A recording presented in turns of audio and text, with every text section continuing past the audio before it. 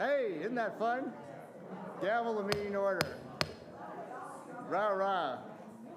Got a gavel and everything. Am I supposed to speak to a microphone for Zoom? Where's the microphone? It's right here. Oh, so I don't have to hold a microphone. Isn't that great technology? I don't have to hold a microphone or anything. My first task, apart from saying welcome and thank you for attending the annual meeting, is to introduce Rabbi Miller and invite him to give an opening prayer. Thank you, sir.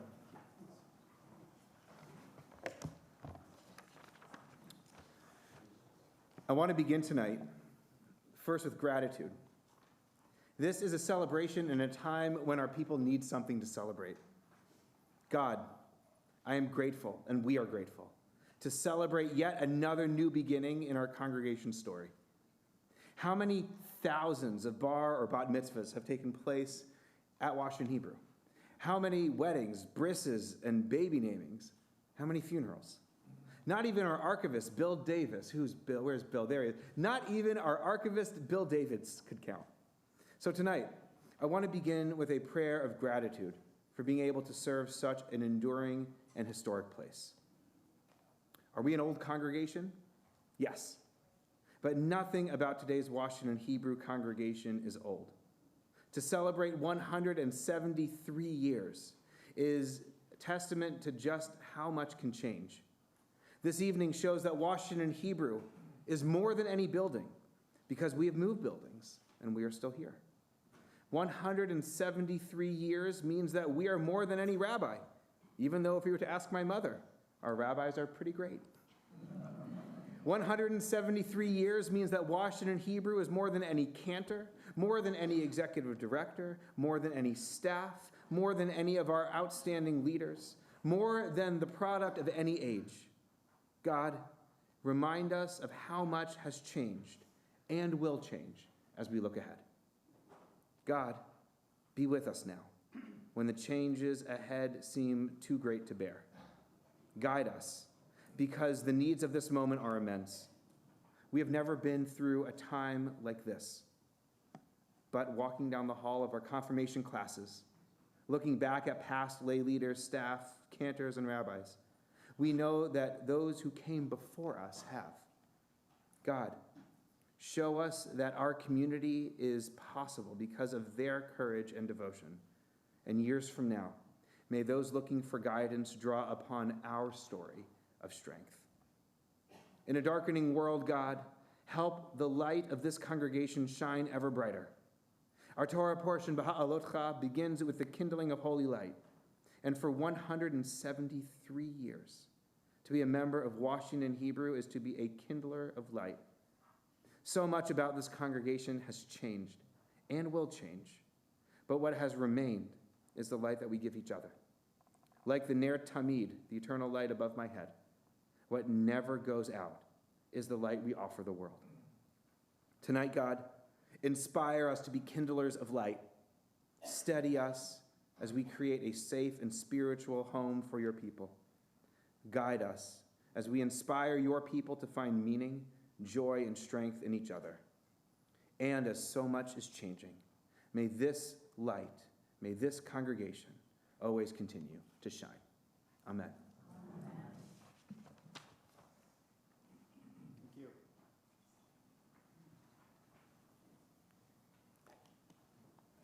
Thank you, Rabbi Miller, and thank you, everybody, for being here tonight.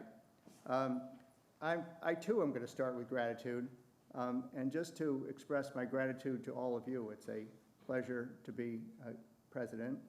Thank you to those who are joining us by streaming. And let me say that we all have a lot of choices as to what to do with our time. There were probably better restaurants you could go to dinner tonight. But we all make choices. I've made choices. Everyone on the board, everyone in leadership makes choices. And choosing to be here and choosing to be in leadership is a matter both of joy and of gratitude. It is an exceptional group of people, and it is a group that includes all the clergy, all the staff, the entire board, and all what we call the lay leadership. And this organization truly functions in a holistic way with each of them in the sacred partnership. And it is a sacred partnership that we all participate in some cases, in many cases, for those in leadership every day. This has been a pretty special year, even so far. It's only June 9th. You know, for those of you who don't know, we started the year with a leadership trip to Israel. Some in the room joined us in Israel. We got very lucky. We were there the week of the ceasefire and the week that the first 4 hostages were released. We were everywhere from the Lebanon border to the Gaza envelope, and from Tel Aviv to Jerusalem. It was an exceptional trip. And just as a preview, we're going to keep going back to Israel more and more. And we'll go either on a leadership trip or on a cultural trip this winter. And then I know there's a family trip planned for the summer of 2026. So if you're feeling FOMO, and I'm told a lot of people feel a little bit of FOMO for missing last January, there are more trips coming up. For those of you who don't know, in leadership, I had the opportunity to meet with the leaders of all of the large synagogues in the United States, with our lay leadership and clergy and staff. And then I had the real fun of going to Dallas on your behalf to be with the presidents of as many North American synagogues as showed up. So there were 90 presidents there. And just to spend 4 days with the presidents of synagogues from all over the place was truly interesting. I mean, it was just a lot of fun. It doesn't surprise you, I like people. And here were 89 new friends. But when you speak with them about what they do, and these were the presidents, but what they do in leadership and what's going on in their community, what their issues are, what they're having a hard time with, what's easy for them, you'll be amazed to know everyone's in the same boat and we're all talking about the same things. And it's very reassuring and comforting to compare notes and to talk to a lot of people, and it was deeply interesting. Many of you were in the room in the sanctuary when we had the privilege on a sad day to celebrate with Federation the 500th day of the hostage, to commemorate the 500th day. And it was a deeply sad day, but it was also an honor for Washington Hebrew. We had a very happy event. Again, many of you participated when we had a special screening of The Merchant of Venice, the Shakespeare play. And at that screening, it was a joint production it was shown here at Washington Hebrew, but it was a production of the Shakespeare Globe Theatre from London, and it was somewhat remarkable. You've noticed, if you've hung around here, and everyone in this room does hang around here, that we continually use the lobby as an art forum. So the pictures, the nature of it, that which we do, continues to change, and I think it gives us a bright way to see what's going on. Many participate in Mondays at Macomb. You know, when I'm with these 89 other synagogue presidents, and I tell them, you know, at my place, we get about 300 people every Monday night in Temple. I say, wait a minute, we don't know about Monday night. What do you do to get 300 people into your building? We know about Friday night, we know about Saturday, we don't really know about Monday night. And so it's an overwhelmingly exciting thing that we do.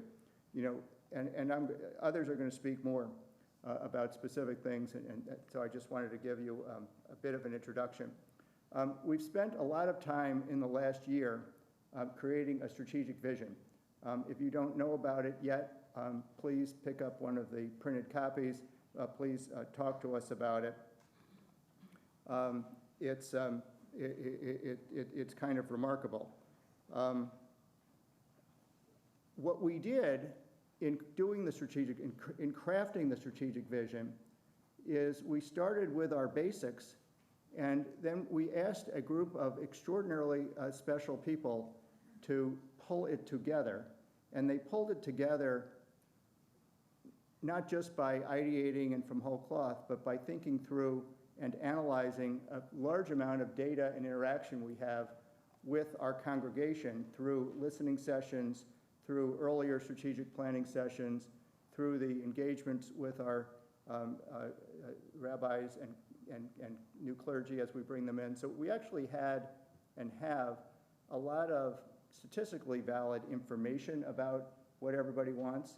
And Janet Katz, thank you, and Jen Shankar, and Nell Shapiro, and Melissa and Lindsay, among many others, were instrumental in it, and I thank you. But I also need to say that all of the clergy were involved, many in the staff were involved, the past presidents were involved, the board was involved. It was, as it turned out, a fascinating collaboration. I'll just say it from a very small point of view. You all had it largely done at the end of December, right? You started in the fall sometime. You kind of said, here it is. We're done. Thank you. Goodbye. And then it took from, I'll say, the end of December till May, right, with a lot of interaction. And if you look at the two documents, right, side by side, it's fascinating how similar they are and yet how many changes were made that improved it. So it's a highly collaborative process. It describes and is a guide for our ongoing, for who we are. It's the vision of what's going on at Washington Hebrew in the next 5 years, which are very important. It's built on our values. It's built on a lot of collaboration. And from I think everyone, I invite everyone to read it, to be briefed on it, to attend a session, to talk about it, because I hope you'll find it helpful. And we're going to spend a reasonable amount of the next part of the meeting talking and sharing information about the strategic vision. So it's my privilege and honor to introduce Melissa, our first vice president, who's going to begin to do that in some more detail. Thank you.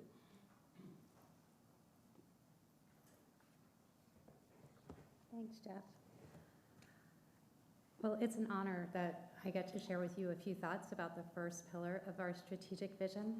If you haven't, those of you who are here, if you haven't grabbed one, there are incredible photos, so huge thanks to Ori. They're on the handouts as you came in, and if you're watching us on live stream, you can click to it on our website.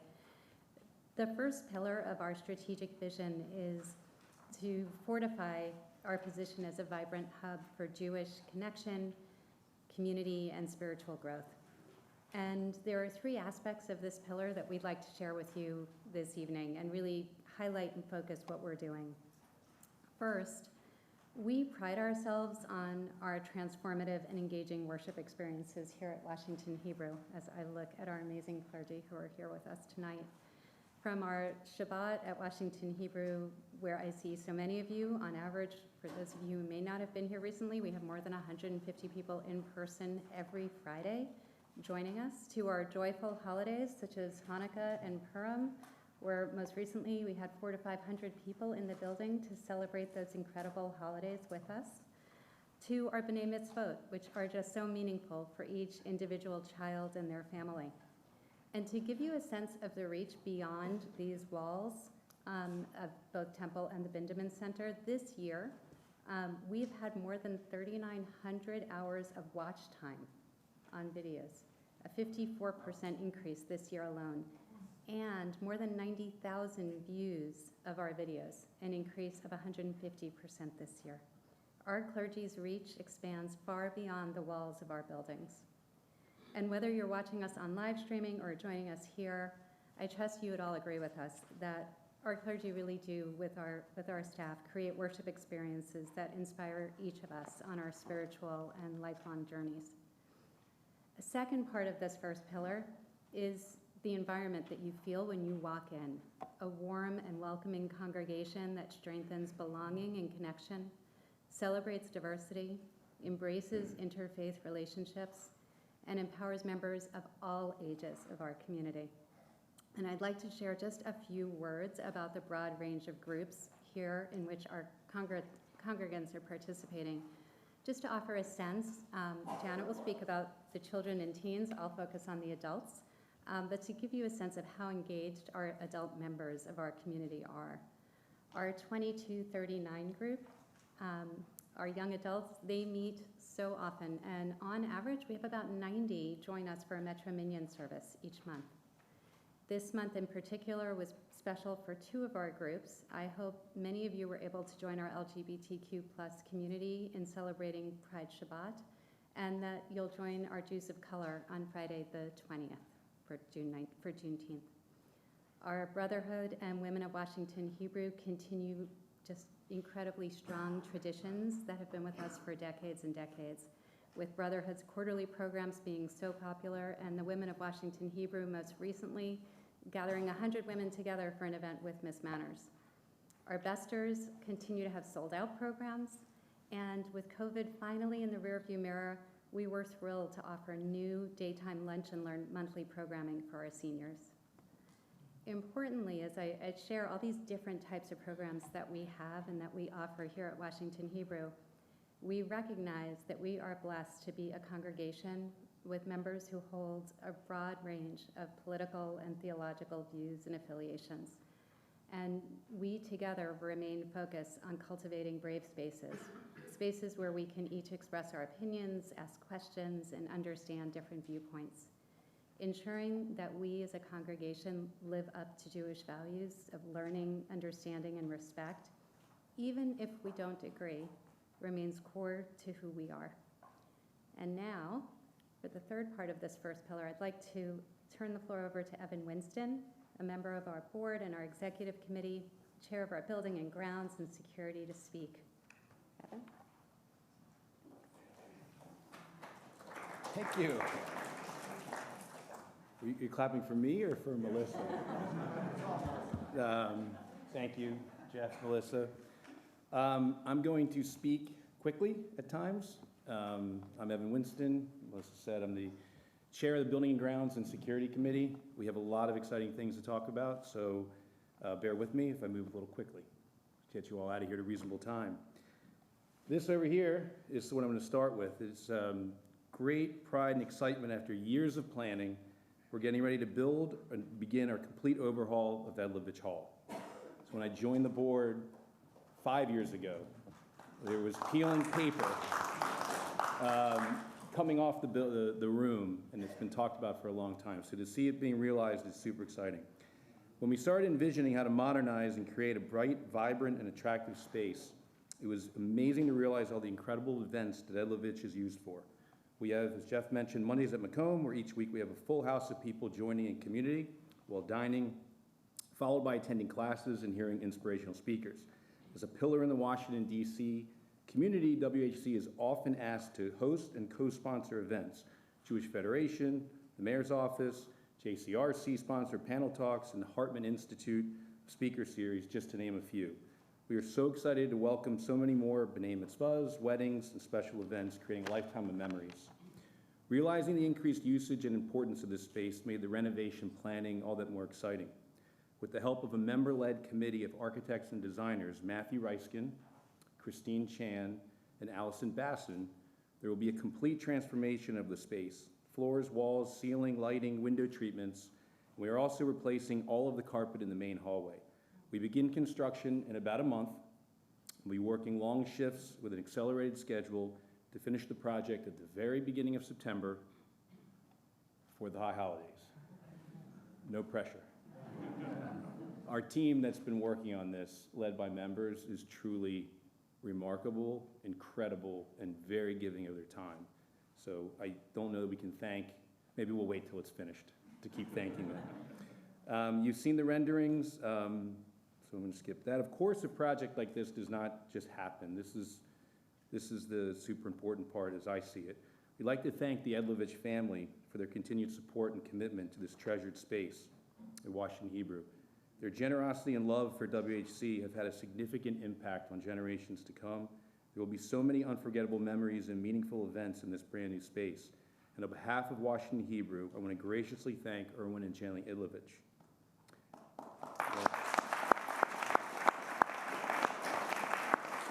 After meeting with them personally to discuss the project, the passion they had for this place was truly inspiring to me. While honoring our past, we're building for our future, and to me, to all of us, this is true legacy giving. Edlovich is going to be exceptional. You're helping and create the standard for the first-class facilities we are committed to at Washington Hebrew. It is our master plan that this project is the start of many more to transform and inspire, and you are helping to pioneer that vision. Thank you again to Erwin and Jenny.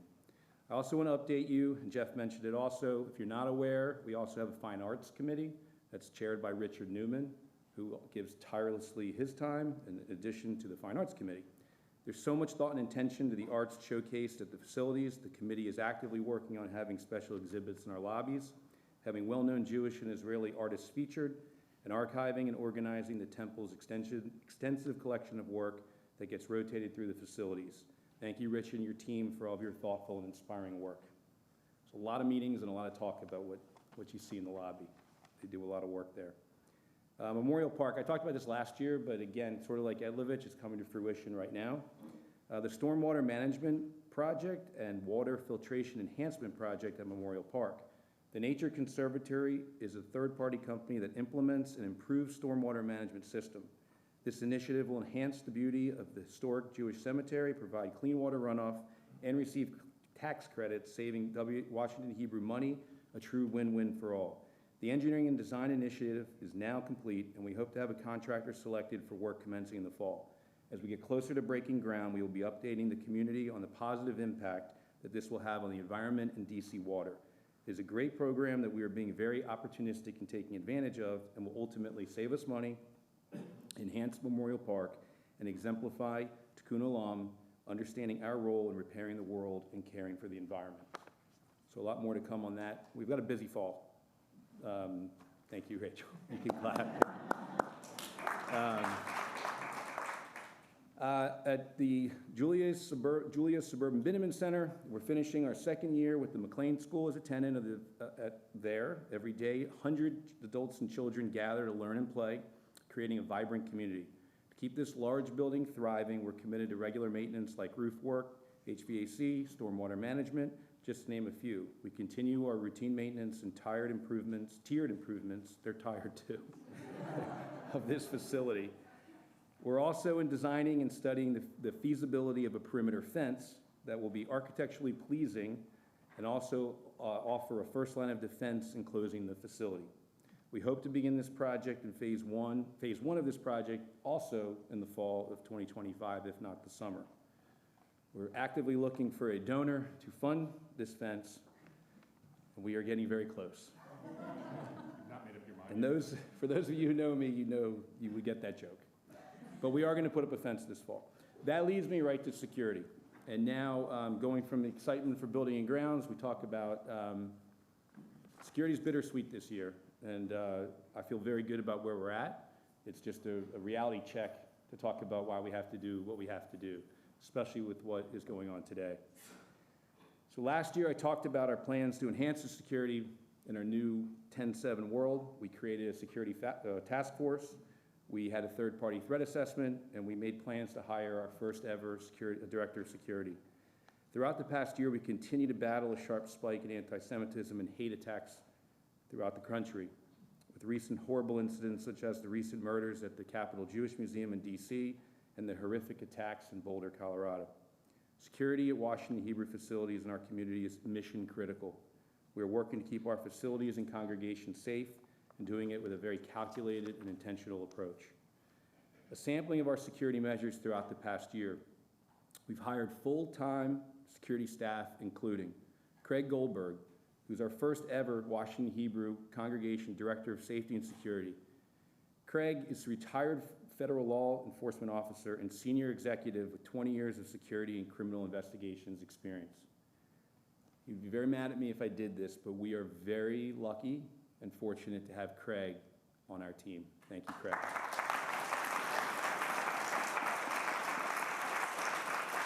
Okay. Craig's so mad that I caught eye contact with him while I was talking. Also, Stacy Young has been hired as our access control manager here at Macomb, and Rob Corchado as access control officer at the Binneman Center. Although these are two new positions that Craig created, both Stacy and Rob are well known to the WHC community. Stacy previously worked as a contract security guard at Temple, and Rob was an MPD officer and worked off-duty security at the Temple for many years. We've invested in metal detectors, access control systems, security cameras, We've installed a visitor management system here, which allows for Stacy to scan IDs, take a photo, run an immediate check on the sex offender registry, and print a visitor sticker for the visitor to wear. We have strengthened our cybersecurity. We've increased armed security at all facilities. We've strengthened our long-term partnerships with law enforcement agencies and Jewish security organizations. And as I mentioned, the Security Task Force, we've maintained our 2023 task force to oversee our preparedness and safety efforts. And with Craig and his newly formed team, we continue to access potential security vulnerabilities and make enhancements where necessary. Another area to be proud of is we've won over $200,000 in security grants, which Craig wrote the applications for the grants to help supplement operating funds and donations. Simply put, Craig and his team tirelessly manage the security needs while being extremely mindful of budget limitations. This is where reality sets in. With that said, our goal is to continue to develop and invest the resources necessary to keep us safe. Dues simply don't cover what we need, and we lean heavily on our generous donors. And while these grants are available and we're capturing as much as we can, we all need to band together to be able to properly fund security, which is just a must. Those are the highlights of the security accomplishments this past year.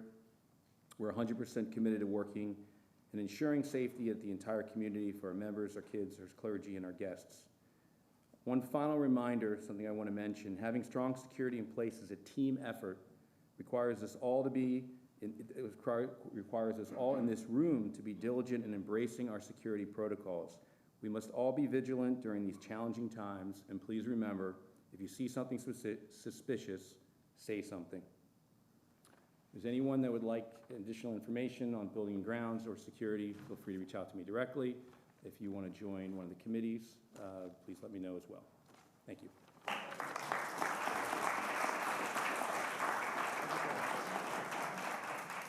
you. Isn't Evan remarkable? And by the way, he runs a company also. You would think, based on what you just heard, that he does nothing else but this 50 hours a week. But thank you so much. The amusing thing that happened to a bunch of us, including Evan and me, is on this trip to Israel that I mentioned, we had a security person who came with us one particular day. It's a reasonable thing to do in Israel. And we're talking to this person, and very happily for all of us on the trip, we had no security events, right, while we were with him.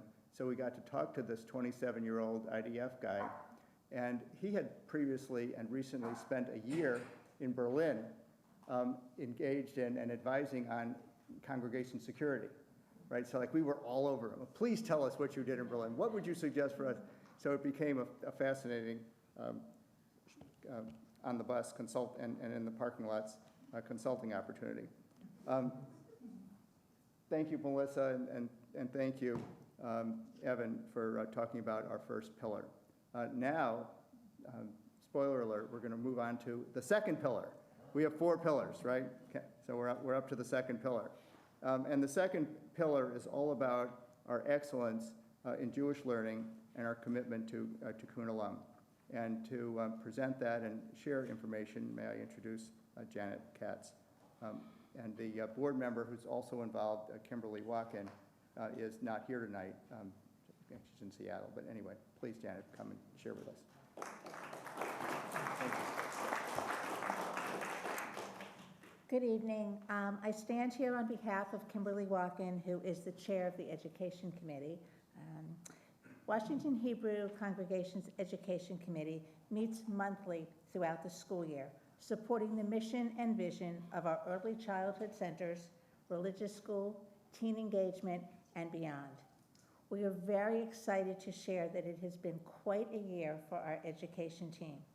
As shared at last year's annual meeting, the goals for the 2024-2025 year were to elevate teacher appreciation in our schools, to increase family engagement in religious school, to support the new ECC director in her first year at the Julia Bindeman Suburban Center, maintain the budget and secure grants, and to prioritize innovation and outreach to new families.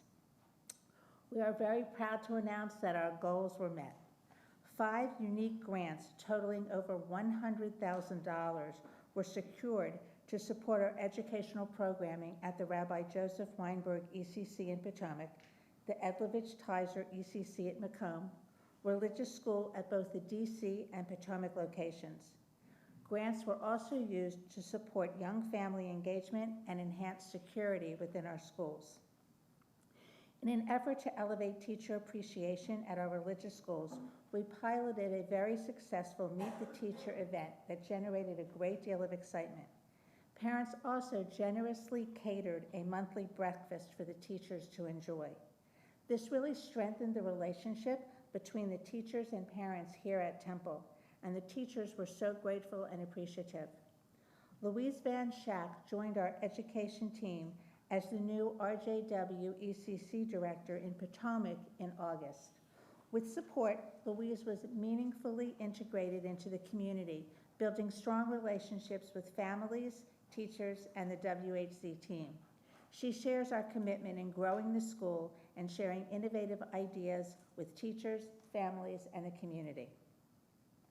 The Education Committee also launched monthly gatherings for religious school parents on Sunday mornings.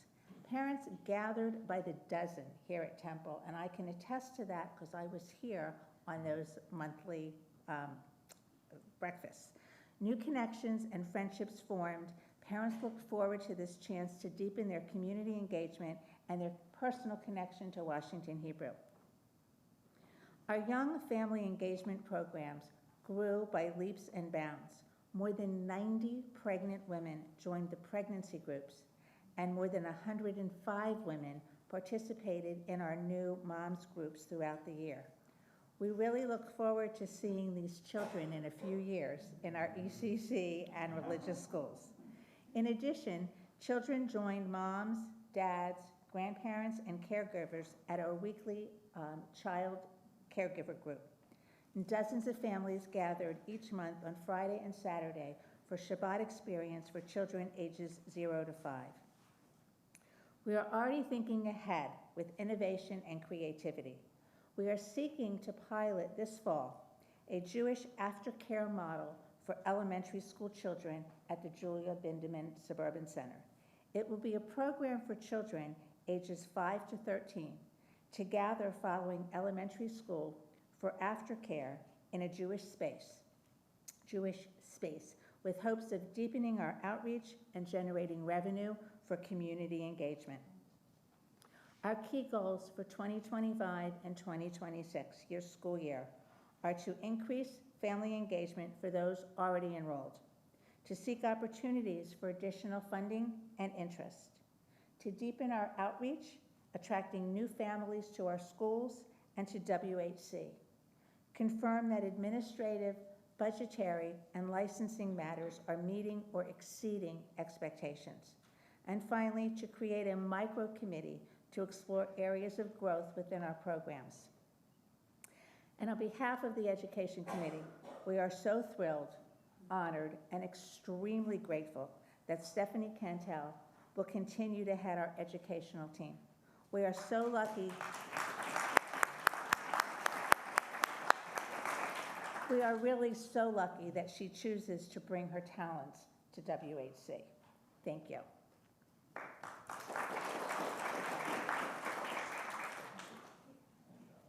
Thank you, Janet.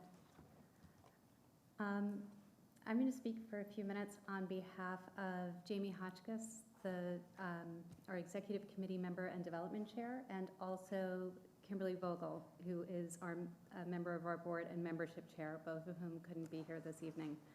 Because as we talk about our community, we should talk about our incredible membership, and also I wanted to say a few words about philanthropy at Washington Hebrew. As you all know, in these uncertain times, Washington Hebrew continues to be a place where people feel safe, both physically and emotionally, and can find community, support, and comfort. Our community includes nearly 2,000 households, including more than 100 new members who joined us just this last fiscal year, which is more than 250 people. They are from all over the DMV and from as far away as Florida. Some are returning back home, so to speak, and rejoining us. Others are young members, nearly 30 new families with religious school children, and some have joined us as sustaining members. So people from all walks of life, from different locations, all choosing, as Jeff said, to make Washington Hebrew their home.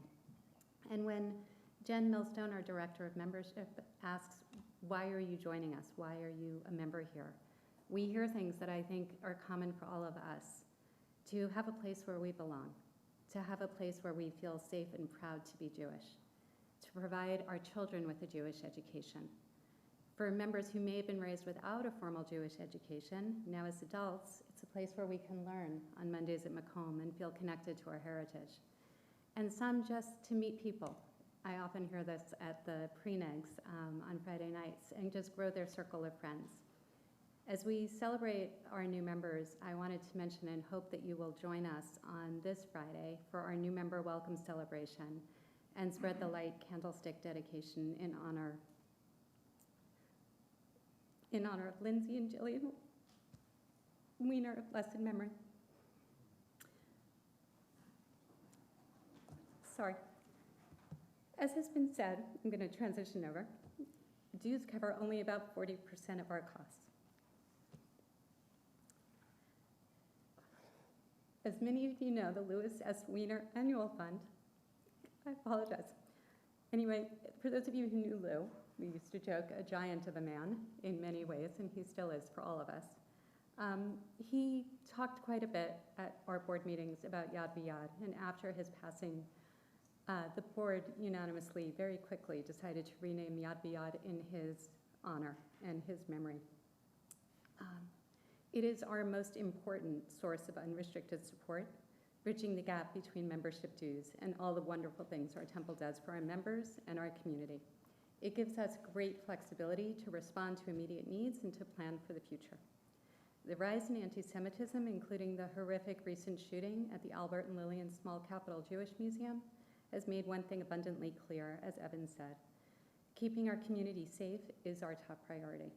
And since October 7th, our security budget has tripled to more than $1 million annually. As he shared, as Evan shared, we've added so much because creating a sacred space also means creating a secure one. And this is one of the many reasons why support of the annual fund matters so, so deeply. And we also recognize that for too long, some may have felt that the annual fund was a bit of a black box. Our congregants give, and some have asked, where does this go? So we are committed to being transparent about how the annual fund dollars are used and to talking about our needs in very tangible, relatable ways, security being just one of them. This is something our new development director, Alexis Channon, and the development committee are working on together. Our development team is working hand in hand in partnership with our membership director, Jen Millstone, and the membership committee to make sure our messaging is aligned and clear and reflects the total commitment each of you, our members, make to Washington Hebrew through dues, sustaining membership, and philanthropy.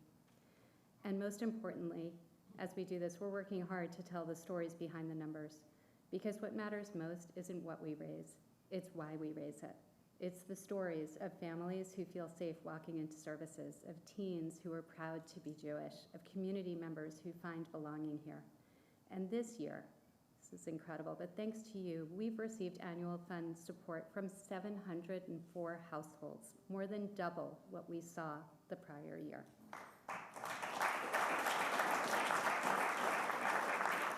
In total, we've raised $1.25 million this year for the annual fund towards our $1.5 million fundraising goal. We're more than 82% of the way there with a few weeks left until our June 30th year end. We've seen extraordinary acts of generosity, including Edlovich, as Evan has shared. And in the past few weeks, I hope you have received a communication from Temple asking you to renew your membership. I hope you'll join my husband David and me and do so and complete that form as you go home this evening. We are so, so grateful to our community for its continued support of our temple. And as you know, there has never been a more important time to show up. We will continue to recognize our community's strength, resilience, and generosity. This past year, we hosted several events to recognize all of you who helped make all of this possible, with tremendous thanks to Jeff and his wife Christy for hosting so many of us at their home for special evenings, as well as a fantastic cantorial concert for our snowbirds in Florida. And as we look ahead, we're focused on strengthening the connection between membership and philanthropy. We're beginning to lay the foundation for expanded giving, offering those who feel a deep bond with Washington Hebrew the opportunity to support both our current needs and the needs of generations to come. And there are other meaningful ways to give too, like sponsoring an oneg or a simcha or in memory of a loved one. However you may choose to support Washington Hebrew, your generosity at a level that's meaningful for you means so incredibly much to all of us as a community, and for this as a place of belonging for now and for future generations. Thank you.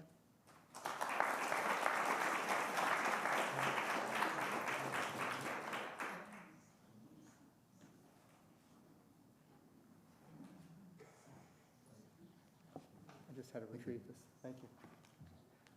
I'm Dan Werner. I'm going to talk about social action. And as you've just seen, I can't talk about social action without turning to Janet Katz and saying, how do I do something? Janet has been with me with this. There's not a committee in the temple that Janet's not a member of. So as you can tell by what she's done here. But thank you, Melissa, for this. I have a very easy assignment. The heavy lifting for social action has been done by others, a multitude of others. Using Lindsay Feldman's very conservative count, WHC members participated in more than 1,100 separate social action engagements since the last annual meeting. Jeff, how's that for data? Good data. Jeff wants data. Washington Hebrew's social action efforts are guided by the clergy, particularly Rabbi Shankman and Fischel, supplemented by the rabbinical colleagues, Rabbi Miller and Smelkin, and our cantors. Critical administrative assistance comes from Ira Miller, Lauren Lieberman, and Rick Gordon, aided as always by WHC's hardworking staff. One of the songs we're going to sing later they passed out was L'Dor B'Dor, and with social action, it's never more true, and I see the former presidents here, and I think L'Dor B'Dor is very meaningful. We have known for the past 173 years that Reform Judaism and Washington Hebrew congregation are defined by Tikkun Olam and our enduring commitment to social justice. Yet, this may be one of the first social action reports ever delivered at an annual meeting. That's because, under the leadership of Jeff Weiss and his predecessors, especially Lou Weiner of blessed memory and Mark Director, the board of directors is evolving to meet current and long-term challenges. The vision statement Jeff and Melissa outlined tonight, or are outlining tonight, reflects this evolution. So does increased board engagement with the social action process. The headline is that social action efforts and engagement at the Washington Hebrew congregation are active and effective. In a Washington terminology, the state of our commitment and member participation is strong. Here are some quick snapshots. With the support of the Tove Fund, volunteers of all ages inserted WHC bookplates, bookmarks, and stickers in over 250 books during MLK Service Day. Then gift-wrapped, these books were presented to all students at the Abraham Simon Elementary School in Southeast Washington. Now that is a very cool way to mark February, the I Love to Read month. In a similar vein, this year was the first time WHC joined with Martha's Table in the Bookshelf Project. Volunteers built bookcases destined for the homes of children in Southeast. This spring, students in the Rabbi Weinberg Early Childhood Center helped collect books to help fill those bookcases. Another project, First Fridays at Food and Friends, was conceived by board member David Boris, assisted by fellow board member Renate Schmelzer. On the first Friday of every month, between 6 and 8 WHC members volunteer at Food and Friends, packing meals for homebound, chronically ill clients. When I asked David if my description was accurate, he wondered why I hadn't mentioned the Rock Creek Park cleanup, meal service at the NIH Children's Inn, or bingo with seniors at the Charles E. Smith Center. Unfortunately, I had to tell him we wouldn't have time. It is hard to understate the importance of our new monthly Do Good at Washington Hebrew newsletter. This has become our established social engagement communications platform. We are no longer inundating congregants with a torrent of incoming, sometimes seemingly competitive emails. 3 cheers for the tireless Lauren Lieberman. Our new projects are built on the strength of WHC's ongoing activities. For example, the continuing impact of the Community Issues and Social Action Committee, led by Joan Greenbaum and Kathy Scheinison, was illustrated in January when the presidential inauguration teamed up with the weather to force the MLK workday to move to the very Sunday the Washington Commanders were playing the Philadelphia Eagles in a playoff game. I'll take odds on this, but guess, we had over 250 dedicated WHC members here for the Mitzvah Day, or the MLK Day. And thanks in part to the concerted efforts of Sea Change and Laura Loeb, Karen Herron, Linda Adams, and among others, the WHC community now has formal safe spaces for members in our LGBT+, Jews of Color, and Inclusion committees. Sea Change has also advanced relationship building with other interfaith congregations and social advocacy groups. The ongoing contributions of our long-established affinity groups, such as the Besters and Women of Washington Hebrew, broaden our member engagement and social action footprint. Organized by Barbara Sonis, did I get that right? The Women of Washington Hebrew participate on a weekly basis in the highly valued Meals on Wheels program and provide support for civic projects like the NIH's Children Inn.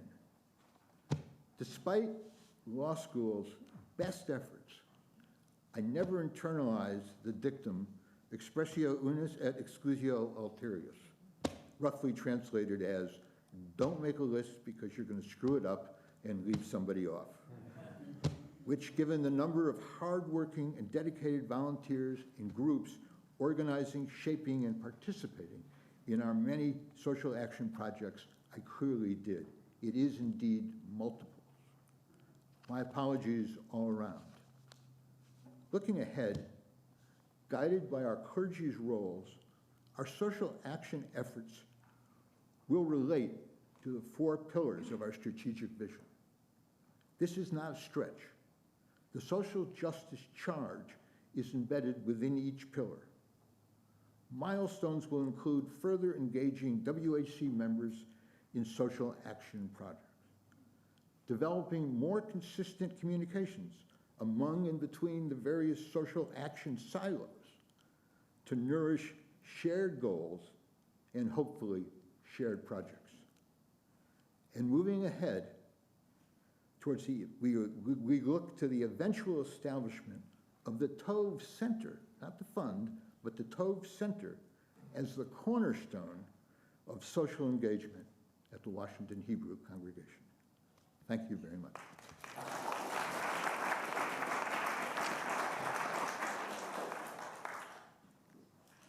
Thank you, Dan.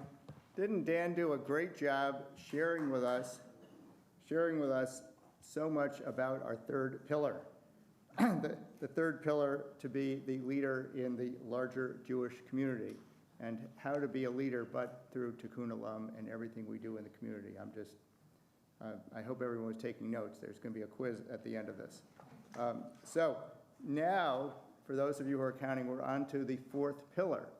And being a thriving Jewish community would probably be enough. That's the 1st pillar. But then we said we not only have to be a thriving Jewish community and are a thriving Jewish community, but we're a leader in education. And we educate from, as you just heard, newborns all the way through life. I used to say from 2 to 102, but now I know it's starting with newborns, so it got edited to newborn. It's just less alliterative. And that would have been enough, right? But then we said, no, we not only are thriving, we're not only great at education and do it all, but we're a leader in Jewish thought and a leader in Tikkun Olam and a leader in the broader Jewish community. So then the fourth pillar, for those of you following closely, is that we do all this in a fiscally responsible and organizationally responsible way. And to share the fourth pillar and talk to you about it, who better than to invite up our treasurer, Eric Reisen. Thank you. There you are. Thank you, MC Jeff, on the mic. That's great. Evan, did you actually, so you said earlier you own you mentioned that he owns a company, Hercules Fence, and they make fences. And so did you just commit to this in front of all of your colleagues? You just commit to donating the fence at JBSC? Only for you. Let's give you a round of applause. Nave just pushed him a little bit, but I'm treasurer, so that was nice to do. So unlike some of the other speeches, I'm glad we actually got to talk about social justice as well, but under the bylaws, I actually have to speak, so I'm happy to be here for upwards of 3 to 4 minutes, depending on whether I have another Evan Winston joke, but I probably won't. It's truly my privilege and my pleasure to serve as treasurer for Washington Hebrew again, and as a member of the executive committee of our board of directors. I do want to take a moment to extend a heartfelt thank you to Rabbi Shankman, Jeff, Melissa, Lindsay, Drew, Evan, Richard, and our Budget and Finance Committee, our Investment Committee, and our staff for their dedication to maintaining our temple's finances with such care. Our lay leadership, clergy, and staff have poured their hearts and souls in ensuring our financial well-being, all while passionately pursuing our sacred mission. As we celebrate our 174th year, as we've heard for the last hour, we continue to flourish as a center of Reformed Jewish life, connection, and community. But with respect to the Treasurer's report, I have a few comments. We are pleased with the newly enhanced integration capability of our accounting system. I know you're waiting to hear me talk about that, which seamlessly links our CRM Salesforce with our accounting system. But for me, and I'm excited about this because it's more than just a simple change. It's a leap towards enhancing our operational efficiency and corporate governance as a mission-based organization. By streamlining our accounts receivable and payment systems, we are committed to decreasing processing times, further reducing errors, which ultimately lead to a smoother cash flow management for our synagogue and a better member experience. It's also paving the way, based upon Melissa's comments, to meet WHC's philanthropic goals with more clarity. We're gaining deeper insights into our funding allocations, nurturing our donor relationships, and our team aims for, as Melissa mentioned, increased transparency and accountability in our financial practices. And we are ensuring our way to stay on our path to fulfilling our organizational mission.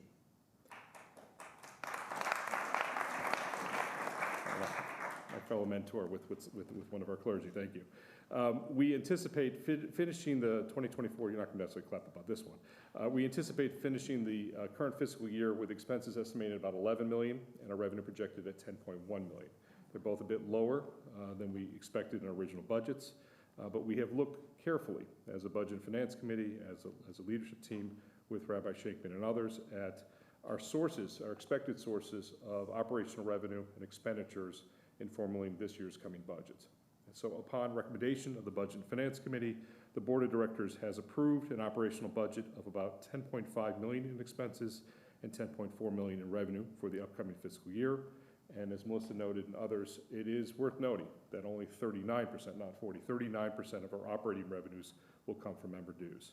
So it does highlight the vital role that each of you play in our community sustainability and our actively need to cultivate a culture of philanthropy at our temple, which would reinforce and does reinforce our financial health for now and frankly for generations to come. I want to follow on Melissa's comments, and I personally want to thank the members who pay their dues, but I also want to thank the members who have also become sustaining members and those who have donated to our annual fund, the Louis S. Weiner Annual Fund, in honor of, I will continue to say, my dear friend, who I truly miss, Lou So under the leadership of our senior staff, looking ahead and under the theme of modernization, in this coming year, we also expect to further enhance our financial reporting capabilities and automate our finances in the coming year.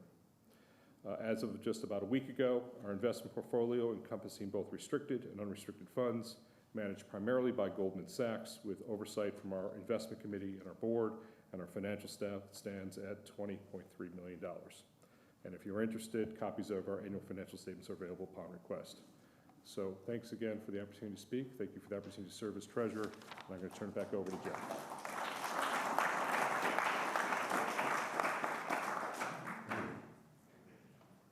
You know, some of this accounting stuff is a little dry, but he makes it sound interesting, right? Let me tell you. It is interesting, Jeff. It is. It's very interesting. Hey, I was treasurer in budget finance and investment committee, and thank you, Joe, for doing that. It's important. Let me tell you one specific thing that's happened as a result of this accounting system and the Salesforce and all this, which is, and you've all seen this because you all get mail from us. A long time ago, we would send out invoices which were disorganized and disconnected, and sometimes people wouldn't pay them. We'd call and say, did you pay it? He said, well, I sent you $100. What are you looking for? And it's because they weren't connected. We now have an integrated system, so frankly, it's a little hard to hide. Then a year ago, we radically shifted, and when we sent the invoices out for membership, we actually asked, you'll remember this, how do you want to pay? We asked everyone to cognitively say, yes, I am cognitively a member, and you can pay all up front, you can pay quarterly, you can pay we're willing to be flexible on how you pay, we're just not willing to be flexible on whether you pay. And the fact that we asked was radically successful, right? We got more members, we got more people paying, and whereas in the past we had enormous, what we call bad debt, but it really wasn't bad debt, it was our fault because we cognitively didn't ask people the right information, right? I think this year we might have $25,000, or it's a ridiculously small, it's a ridiculously small non-material amount of money. So it really was very successful. So thank you, and thank you all for doing that. So you've heard all four of the pillars, right? They're all important. You can, and you know, just like Chris and I have 4 children, I don't have a favorite pillar. They're all my favorite pillar. I just want to help look ahead a little bit, because you're going to start hearing what I'm about to say a whole bunch, and you'll hear it a lot at the high holidays, but this is the preview. We're going to start celebrating a lot. If you're tired of celebrating, you know, hang on, because we're going to celebrate a lot more. So next spring, but it's not quite yet, so you have a little time to get ready. So next spring, we have 2 fabulous women. You've heard of them. One's a senior cantor and one's a senior rabbi here, right? And they're both going to celebrate if they stay till next spring, we're going to celebrate their 25th anniversary with us, right? So that'll be a very exciting thing to celebrate. And if that wasn't enough, right, a month after that, our country is going to celebrate its 250th birthday, and we'll do a Washington Hebrew appropriate celebration for and with the country on July 4th, 2026, which, by the way, it's the 250th anniversary of the country. It's also, for those history buffs, the 200th anniversary of the yard site of Thomas Jefferson and John Adams, because they both died the same day, exactly 50 years after the country was founded. And then that will take us into the 175th anniversary of Washington Hebrew. So the other 2 are getting us ready to celebrate for the year, for the 175th anniversary of the day, again, my great-great-great-grandfather gathered with people to get us going. So now we turn to the next part of the meeting, which is to thank our outgoing board members. So we're going to thank outgoing board members, and then we're going to welcome new board members. In terms of thanking outgoing board members, I think we have some gifts here to thank Ellen Miller, David Rosenblum, Chris McCannell, and Lori Wise, who truly are, yeah. Come on up. Thank you. Thanks, Jeff.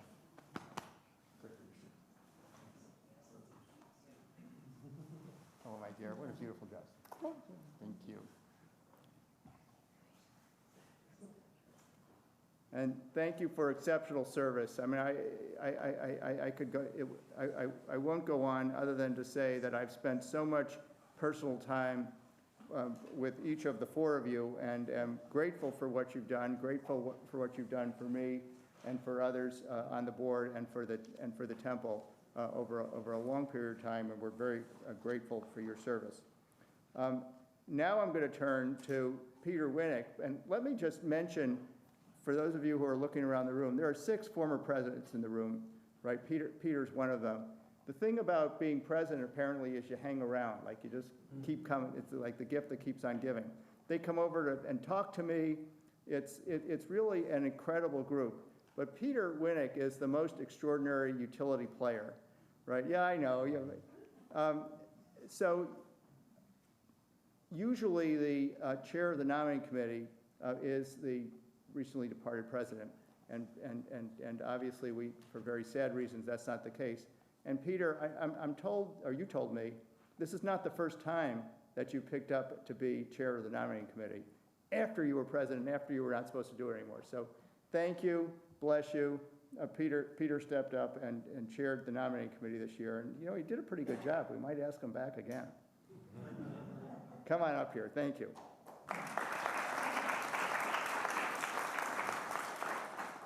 Thank you, brother. If I'd known he was going to say that, I wouldn't have showed up. Thank you, Jeff, and everyone else, and good evening. It was an honor, truly an honor, to be called out of Washington Hebrew retirement to chair this year's nominating committee. Frankly, my job was made quite a bit easier because we had such a strong and talented and committed committee. Many thanks to committee members Janet Katz, who I guess we've mentioned 423 times tonight. Janet Katz and Renee Schmelzer, both of whom serve on our board, and also to 4 of our congregants, Linda Adams, Adam Beitman, Carly Fox, and Dr. Brian Lewis, for their service on the committee. In performing our duties, we sought and received input from the congregation at large, as well as the board, clergy, and staff. We started with a long list of names as a result. We also assessed the board's needs and gaps. We discussed the prospective candidates as a group, and we narrowed to a short list. And then committee members interviewed each and every one of the candidates that we are recommending tonight for election to the board. For renomination to the board to serve full 3-year terms, we are pleased to recommend David Boris and Andrew Lazaro. For renomination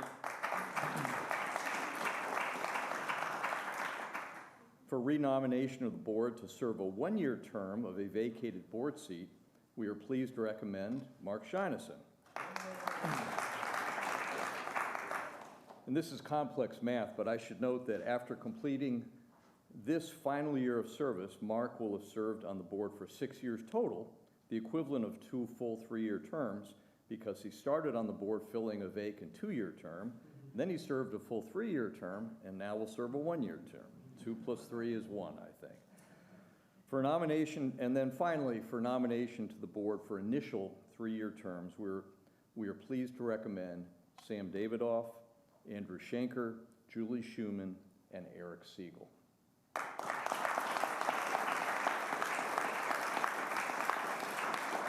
It really was a great pleasure to meet with each and every one of these 7 individuals. This is going to be a great board, I'm confident of that, because of their willingness to serve.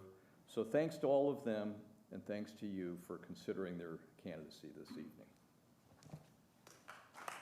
Thank you. So this is the actual participative work, everybody. So I need a motion to approve the nominating slate. Janet, second. All in favor? Aye. All opposed? The motion carries. Thank you. Boy, I'm titillated by that. Let me now take a moment to thank someone who's very, very special, right? And this is someone who I have had the honor and privilege to work with for a very long time at Washington Hebrew. And it's a person who knows everything about everyone and everything that goes on here. It's a person who is deeply passionate. It's a person who leaves no stone unturned, and it kind of doesn't matter which of the, are there only 7 days of the week? Which of the 7 days of the week it is, it all gets done. And I just want to really give a big hug and thank you to Lindsay.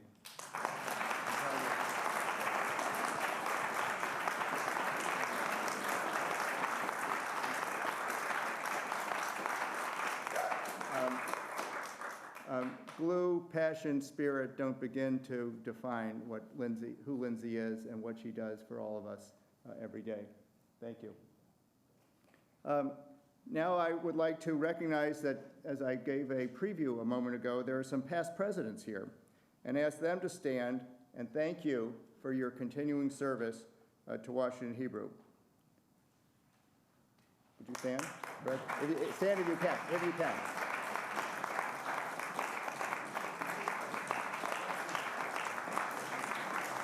Thank you. And now let me invite the new and continuing board members to the Bema, for the installation service.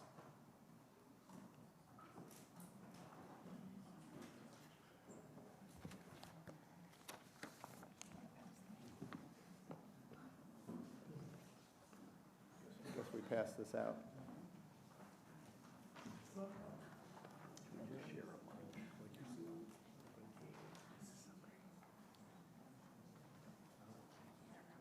Anybody else? No. Well. We killed a few trees for this.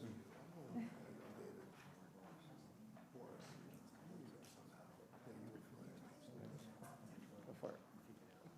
Washington Hebrew, is this on? It is. Washington Hebrew congregation has been blessed for the past 172 years. May this historic congregation continue to serve God, the Jewish people, and our community with gentleness, kindness, and conviction. We gather in front of the ark to install those who have been chosen to lead our congregation. The history of our people puts strong emphasis on the principle that individuals were chosen by God for specific roles of leadership. We believe that God's voice speaks to us in this generation. Past presidents? To be chosen by God is to recognize a purpose beyond today and to perceive a destiny beyond tomorrow. To be chosen by God is to be committed to a way of life. To be chosen by the community is to realize that men and women are God's most special creation, and that service to God means service to humankind. To be chosen by the community is to listen to the words others speak, to hear the words that go unspoken, and to respond. Chosen by the community is to stretch out one's hand to those in need of help and to the stranger who is homeless. To be chosen is to stand up when others falter, to step forward when others hesitate, and to say, "Yes, I can" to oneself, "Yes, I will" to others. To be chosen is to elect and to commit. The things we do, the things we believe, and the manner in which we respond, all determined our being chosen. We call upon the board of directors of our holy congregation to serve the Jewish people with love, leadership, and justice.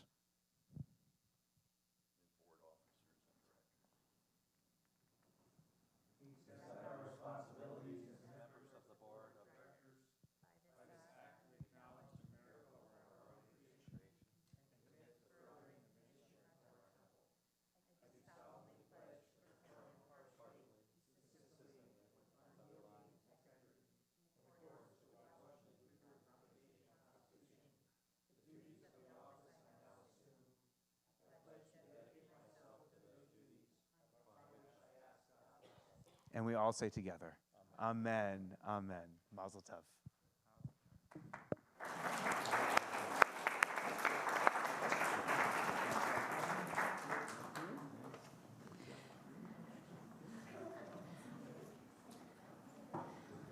please join us in singing the words of Shehechianu. Baruch atah Adonai Eloheinu melech haolam shehechianu v'kiyamanu v'higianu lazman hazeh. Baruch atah Adonai Eloheinu melech haolam shehechianu v'kiyamanu v'higianu lazman hazeh. Amen.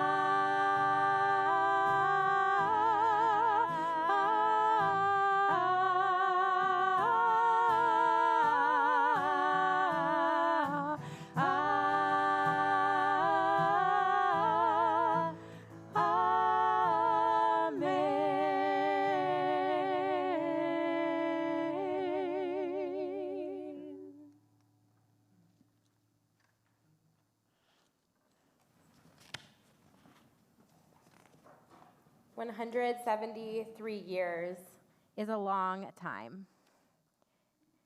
We are part of something big.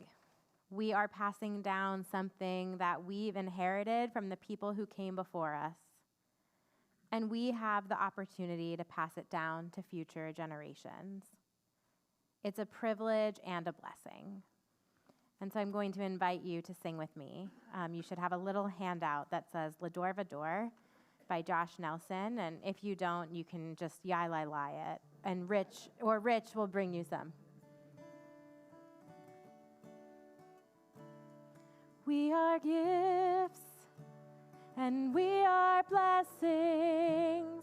We are history in song. We are hope and we are healing.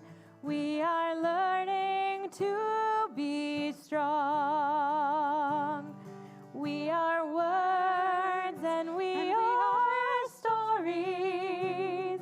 We are pictures of the past. We are carriers of wisdom, not the first and not the last. L'Dor Vador nagid kol lecha.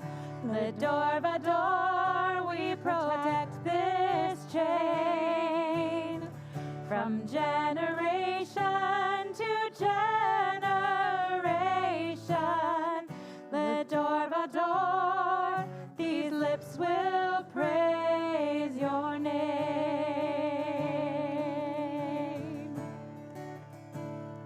Looking back on the journey that we carry in our heart, from the shadow of the mountain to the waters that would part. We are blessed and we are holy. We are children of your way. And the words that bring us meaning, we will have the strength to say. L'Dor Vador nagid kol lecha. L'Dor Vador we protect this chain from generation to generation. L'Dor Vador, these lips will praise your name. L'Dor Vador, these lips will praise your name.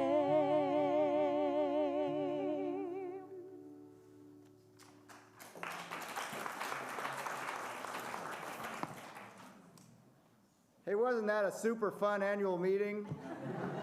That was just like the best time ever. And I'm now going to gavel the meeting closed, which is the last thing standing between you and dessert and a drink. So please join us outside. Thank you.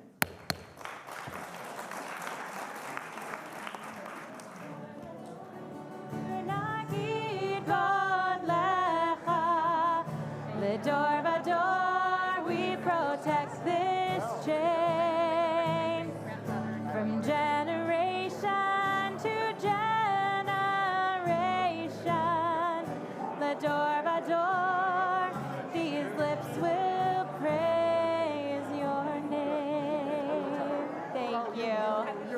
I love it too. I really do. I had a lot of